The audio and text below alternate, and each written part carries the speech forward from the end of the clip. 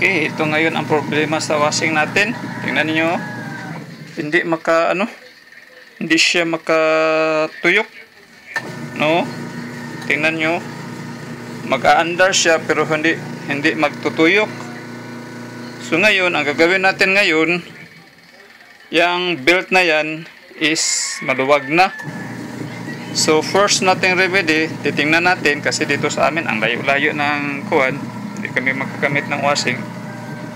Dalawa kasing sira nito, belt or yung tinatawag na capacitor. Yan, tingnan nyo, hindi So una natin gawin, natin yung belt, ibaliktad natin kasi magtutuyok yan pero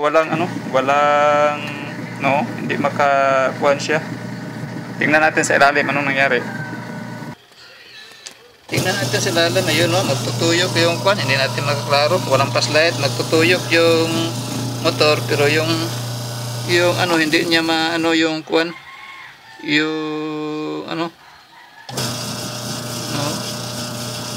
mahina niya ang kuhan.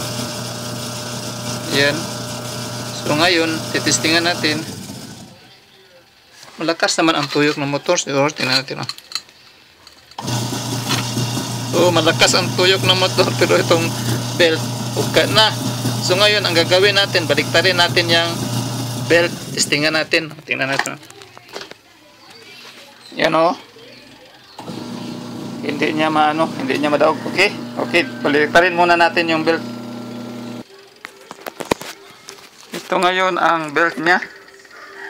Tapos paano ito natin babaliktarin? Ganito. I-twist natin siya. Ito ang nandoon sa nakabaon. Ibaliktad na natin. Pause muna natin. Okay, natapos natin na nabaliktad. Ito na ngayon ang sa labas. Yung sa ilalim, ito na sa labas. Ito. Tapos yung sa ilalim ngayon, ito na. Yung sa labas, ito. Binaliktad natin ang belt. So, titistingan na natin kung anong mangyari. Isa ulit na natin diyon sa ilalim nga. Ganito, nakabaliktad ang belt. Okay? Okay. Yun ang unang paraan. Tapos pangalawang paraan, ganito. Ito, tatalian natin na ito ng alambre ito. Itatali natin dito. Okay? Okay. Ko muna natin. Kasi wala akong stand pang Biglang. Ito. Tatalian natin siya ng alambre. Tapos para hindi na ito, lagyan na ito natin ng lock. Ito ang parang lock niya dito. Lagyan natin diyan. Para hindi ang alambre. Okay? Okay.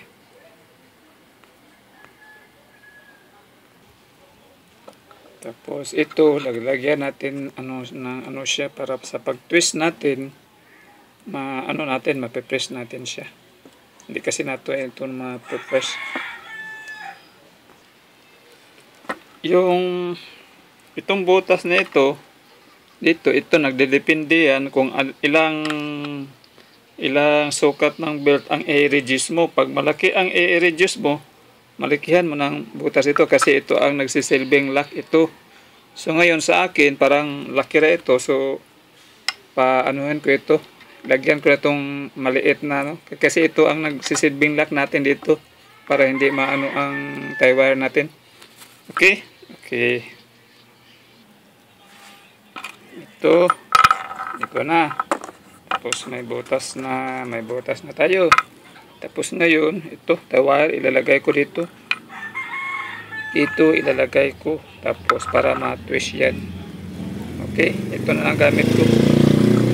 Kasi ito malaki ra.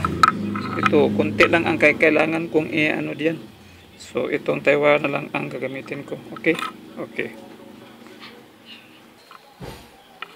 Okay, ito na. Tingnan yung ginagawa ko. Dito may alambre dito.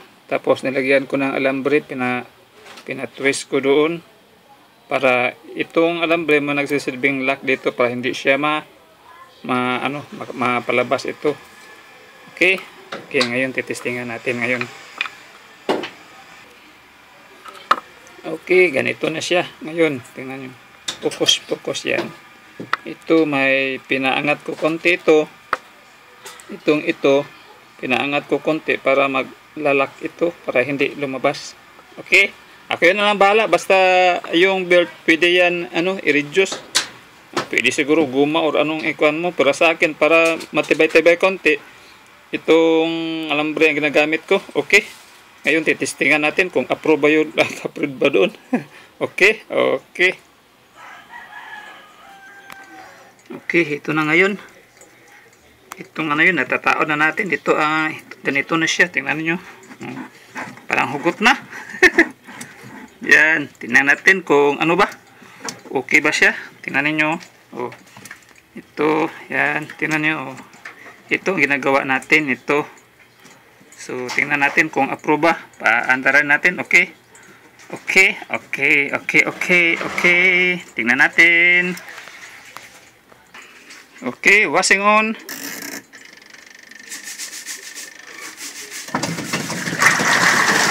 Yun. Kumandar. Parang may tunog lang pero okay ra yung tunog. Ang pinaka-importante, umandar siya. Diba? So, may tunog pero ang lakas. Tingnan niyo. So, at least nasolve ang problem natin. Diba? Ang lakas-lakas. Yan ang second option natin. Okay, tingnan natin sa ilalim kung anong nangyari. May tunog na siya pero hindi yan importanteng tunog kasi alam naman natin saan siya nanggagaling yung tunog na yan.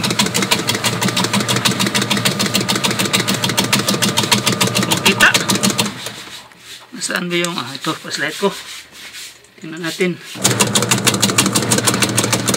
Yan. Dahilan ng tunog na yan dahil sa yung alambre sumisingit doon sa sa yung metal doon. Yan. Pero okay naman. Yan. Approve. Approve ang ginawa natin. Tingnan yung alambre yun nandun. Hindi yan basta-basta mo. Alambre yan. Okay. Okay. Pang third batch na ito.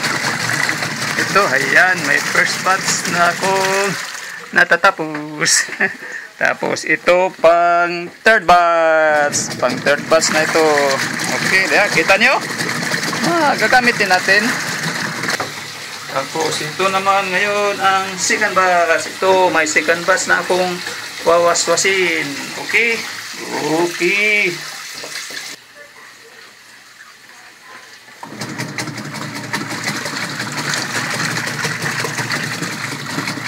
Kumbati pagyapon. Hindi pa masisira. Hinihintay natin kung kailan masisira. Hindi nasisira ang ginagawa natin.